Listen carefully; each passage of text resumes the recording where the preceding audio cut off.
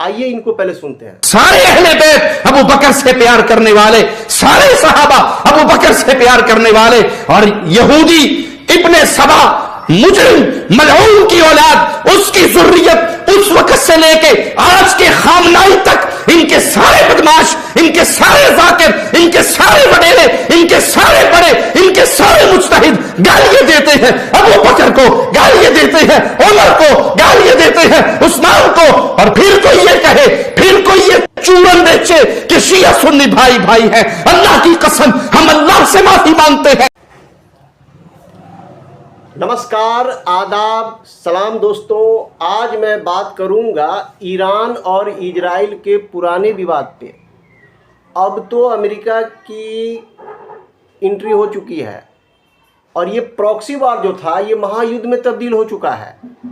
अब दोस्तों प्रॉक्सी वार है क्या?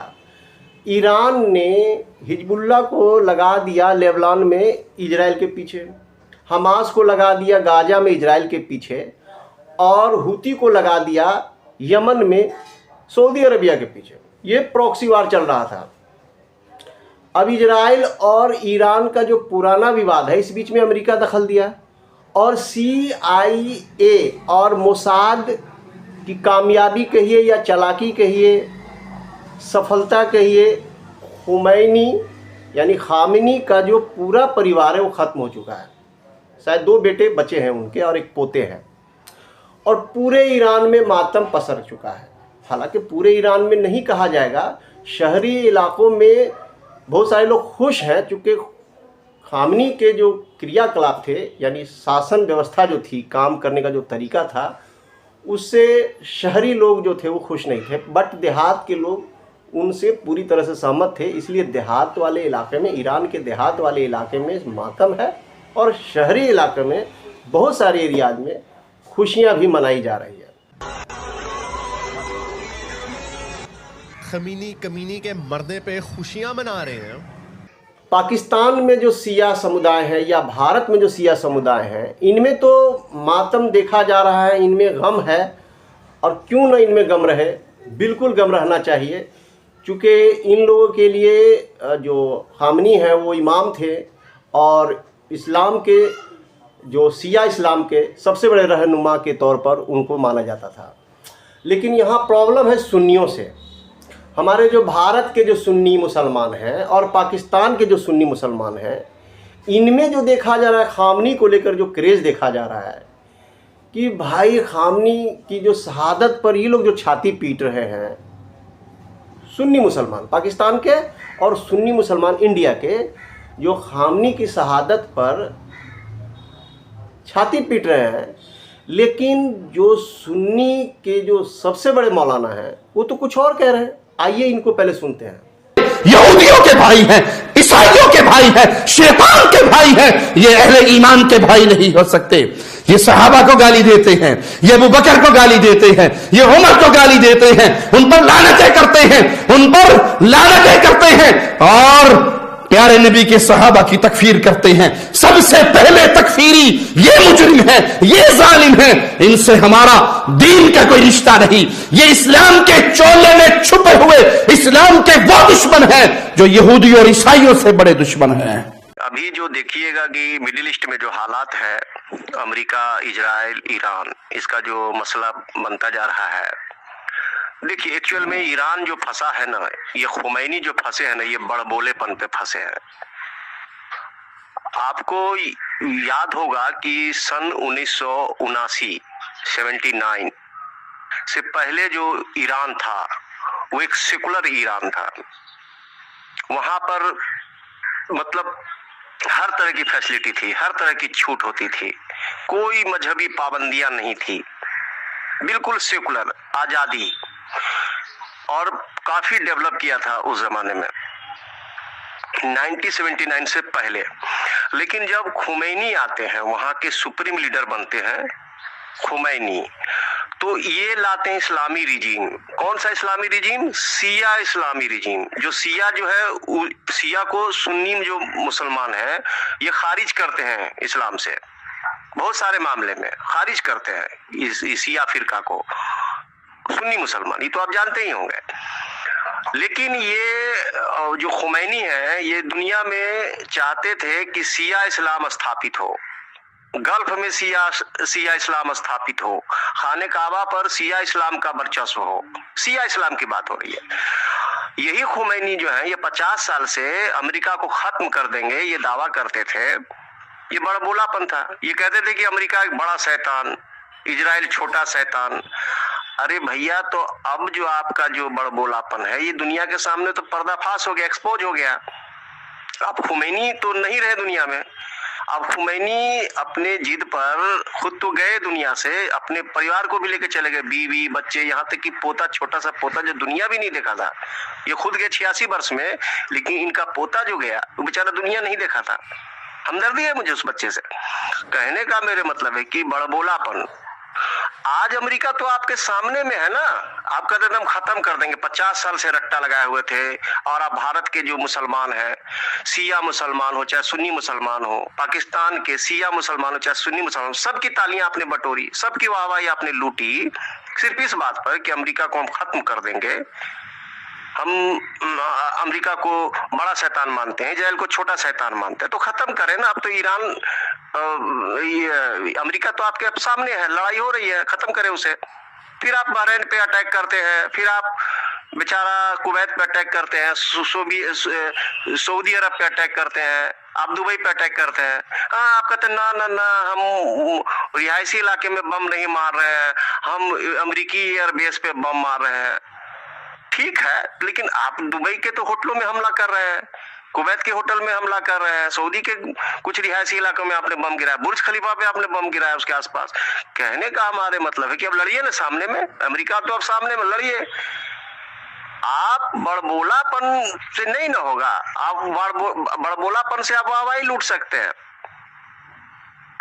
अब देखिए यहाँ पर मसला ये है कि अब ये जो ईरान है ये दबाव बना रहा है विश्व के अन्य देशों पर, जैसे भारत पे दबाव बना रहा है, चाइना पे दबाव बना रहा है, या और भी जो दूसरे जो मुल्क हैं उन पे दबाव बना रहा है जंग के लिए, कि भाई हुर्मुज का जो रास्ता है, एक हुर्मुज का रास्ता आता है जो समुद्री रास्ता है जिससे तेल सप्लाई होती है, जो शिप से तेल की सप्लाई होती है, उसको बोलते हैं हम ब्लॉक कर देंगे।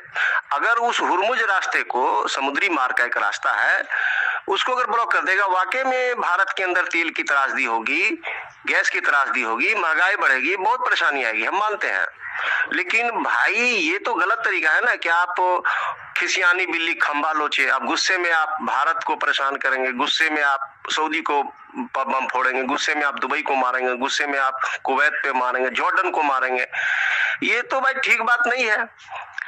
तो आप अब डायरेक्ट फाइट कीजिए, तो हम तो यही समझेंगे कि आप तो बड़बोलापन मार रहे थे, यानी आप फेंक रहे थे उस जमाने, 50 साल से आप फेंक रहे थे और मुसलमानों की वाहवाही लूट रहे थे। और ये ईरान के जो लोग हैं ये पता नहीं खुमैनी को क्या समझ बैठे हैं कि भाई ये तो भाई कोई खास बहुत आला दर्जे का कोई इंसान पैदा लिया धरती पे।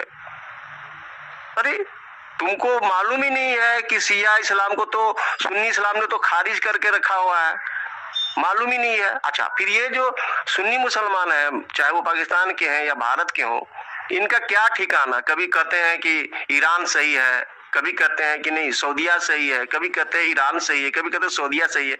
मुसलमानों को उलझाए रखते हैं इसमें। अब भीड़ तंत्र बनाते हैं। भीड़ तंत्र से क्या होगा आज के जमाने में? एटम बम मार देगा, सबको मुसीबत में डाल देगा, खुद भी मुसीबत में पड़ेगा। अरे भाई, तो बड़बोलापन जो है वो अच्छी चीज नहीं है। जब आप कहते थे कि नहीं अमेरिका को हम खत्म कर देंगे, हम सऊदिया इजराइल को हम खत्म कर देंगे, तो भाई इस मामले में तो आपको इंडिया साथ तो नहीं दे रहा था। इस मामले में आपके बड़बोलेपन पर तो इंडिया साथ नहीं न दिया था। आप ईरान से हमारा दोस्ताना था बिजनेस पर्पस से, हमारा ईरान से जो इंडिया का जो दोस्ताना था वो बिजनेस पर्पस से था, हमारा जो दोस्ताना संबंध था। लेकिन हमारा इस मामले में दोस्ताना संबंध तो नहीं था कि भाई उनके बड़बोलेपन में कि भाई अमेरिका बड़ा शैतान, इजराइल छोटा शैतान। इसमें तो इंडिया की सहमति नहीं थी। इंडिया की सहमति थी बिजनेस, कि भाई हम लोग बिजनेस करेंगे, आपसे तेल लेंगे, आपको पैसे देंगे, आपको सामान देंगे, हमारा आयात निर्यात चलता रहेगा, आप भी तरक्की कीजिए, हम भी तरक्की कीजिए। लेकिन भाई आपके बड़बोलेपन में हम आपका साथ नहीं देंगे कि अमेरिका बड़ा शैतान है, इजराइल छोटा शैतान है। तो ये जो बड़बोलापन जो होता है ना, ये बड़बोलापन फंसाता है। लेकिन हमारी जो मुस्लिम कम्युनिटी है खूब तालियां बजाती है। अब लीजिए ना, वो जो ओवैसी का जो भाई है, वो बोला था ना कि तुम 80 करोड़ हो, हम 20 करोड़ हैं, पुलिस को हटा लो, तो ये भी बड़बोलापन है। लेकिन हमने देखा कि पाकिस्तान के मुसलमान हो चाहे इंडिया के मुसलमान खूब ताली बजाए थे बड़बोलेपन पे। यूपी में भी देखा अभी हाल में जो वहां चुनाव होने वाला है, वहां भी उसका छोटा भाई आकर के बोल रहा था, योगी हम आ गए हैं यूपी में, तैयार रहो। योगी चैलेंज कर रहा है। अरे किसके ताकत में चैलेंज कर रहा है? तुम्हारे साथ बसपा है क्या? तुम्हारे साथ अखिलेश है क्या? तुम्हारे साथ कांग्रेस है क्या? तुम अकेले क्या करोगे वहां? तो ये है बड़बोलापन। और हमारे जो मुस्लिम कम्युनिटी के लोग हैं खूब तालियां बजाते हैं, खूब मतलब वाहवाही में रहते हैं, ये हो गया वो हो गया। अरे भाई भीड़ तंत्र बनोगे, आज एटम बम का जमाना है, मार देगा, अपने भी मरेगा, खुद भी मरेगा, सबको मारेगा। ये तो तुम समझते नहीं हो, फ्यूचर से कोई लेना देना नहीं है। यही सब चक्कर है, आपको क्या बोलिएगा। हम आपको बड़े अरसे से बता रहे थे, स्टडीज पे स्टडीज दिखा रहे थे कि किस तरह ईरान के लोग इस्लाम के खिलाफ हो रहे थे। एक सर्वे था सबसे बड़ा तारीख का, ईरान की तारीख का, जिसमें 50,000 इंटरनल लोगों का, ईरानी लोगों का सर्वे किया गया था, जिसके मुताबिक सिर्फ 25% लोग अपने आप को शिया कहते हैं ईरान में, सिर्फ 25%। और मोस्टली लोग, कोई तकरीबन 30% के करीब तो लोग सिर्फ अपने आप को एथियस्ट बोल रहे थे। ये मैंने इंग्लिश में भी वीडियो बनाई थी, उर्दू में भी वीडियो बनाई थी, अगर मुझे मिलेगा लिंक तो मैं आपको दिखा दूंगा। यूट्रेक्ट यूनिवर्सिटी का सर्वे था। तो ये उस वक्त हम आपको ये सर्वे दिखाते रहे थे, और ये था survey. GAMAAN researchers asked more than 2 lakh Iranian, जिनमें से 1,60,000 तकरीबन 1,60,000 ईरान में थे और 42,000 अब्रॉड थे। उनसे क्वेश्चन पूछा गया कि इस्लामिक रिपब्लिक यस और no. The vast majority of respondent answered no. 81% of current residents of Iran and 99% of Iranians living abroad. 15% of Iranians currently living in Iran answered the yes question. ये इतना बड़ा सर्वे था, किसी ने इसके ऊपर बड़े आराम से वो वेस्टर्न प्रोपेगेंडा, इनका हर चीज का यही चला, वो वेस्टर्न प्रोपेगेंडा, इसराइल का प्रोपेगेंडा। ये वजह थी जमीन के ऊपर इतने चेंजेस आ रहे थे। तो हमें तो पता था 2017 में भी प्रोटेस्ट हुए, इन्होंने दबा दिए, फिर 2019 में हुए, फिर 2021 में हुए, फिर मासा अमिनी के हुए 2022 में, फिर उसके बाद इन्होंने रिलैक्स कर दिए, हिजाब की जो कंडीशंस थी थोड़ी सॉफ्ट कर दी, क्योंकि रिजीम डाइंग रिजीम है। थैंक यू हारिस भाई, थैंक यू। अभी आपने सुना हारिस भाई को, जो ईरान के अंदरूनी हालात की जानकारी आपको दे रहे थे। बेचारा ईरान फंस चुका है इजराइल और अमेरिका के जाल में। अब इसका क्या रूप बन के निकलेगा, या तो रिजीम चेंज होगा या फिर एटम बम। भाई मिडिल ईस्ट में मतलब तबाही रखी हुई है, चाहे वो 1 साल के अंदर में हो, या 6 दिन में हो, या 6 साल बाद हो, या 60 साल बाद हो।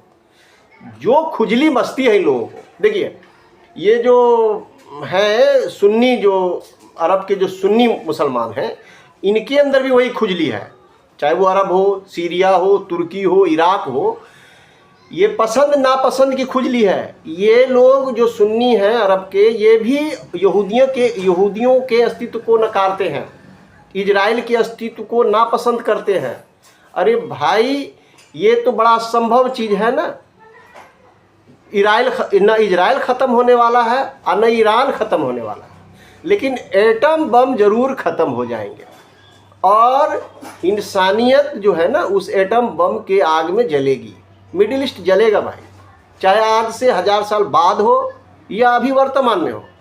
इसलिए ये खुजली जो है ना एटम बम शांत कर देगा, शियाओं का भी और सुन्नियों का भी। इसलिए बेहतरी ये है कि ये जो नापसंद और पसंद वाली जो खुजली है कि भाई हम इजराइल को ख़त्म कर देंगे, हम यहूदियों के वजूद को नापसंद करते हैं, तो फिर ये मुश्किल है। हाँ, आपने देखा है कि जो सुन्नी मुसलमान हैं, इनकी खुजली तो कुछ हद तक शांत हो गई है, क्योंकि ये 1948 से लेकर 1980 तक लगातार इजराइल से जंग लड़ते आ रहे हैं और हारते आ रहे हैं।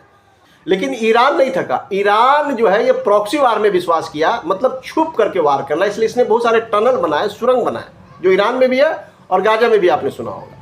हुती को लगा दिया यमन में, हिजबुल्ला को लगा दिया लेबनान में, और गाजा में लगा दिया हमास को कि भाई छुप करके वार करो, फिर टनल में यानी सुरंग के अंदर चले जाओ, फिर निकलो, वार करो, फिर टनल में चले जाओ। अरे भाई आप कितनों कवच लगाएंगे, इजराइल और अमेरिका उसे तोड़ देगा। B2 bomber